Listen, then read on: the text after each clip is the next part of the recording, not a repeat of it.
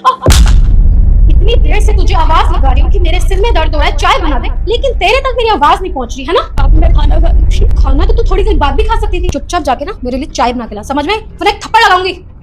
जी। ये ऊपर से तेरी माँ आके साफ करेगी। हाँ, इसे उठा, इसे भी साफ कर और जल्दी चाय बना के ला। भाभी आपकी चाय।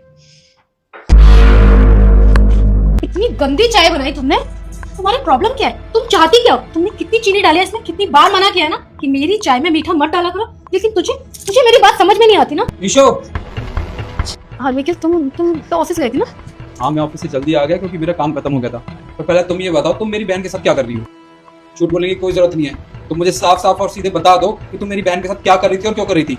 तुम्हें कोई गलतफहमी हो रही है, किसी बात कर रहे हो, उसकी बाल बेकार होते ठीक करती। बताओ क्यों भाई को? तुम मेरी बहन के साथ बदतमीजी कर रही थी, हाथ उठा रही थी, इसमें क्यों कर रही थी तुम ये सब? हाँ किया मैंने, जान पूछ के किया मैंने। और क्या गलत किया मैंने?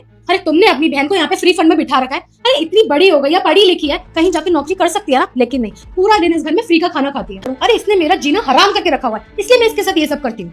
तुम्हें पता है ना, माँ बाबूजी 6 महीने पहले इस दुनिया से जा चुके हैं। गाँव में मेरी बहन उनके साथ ही तो रहती थी।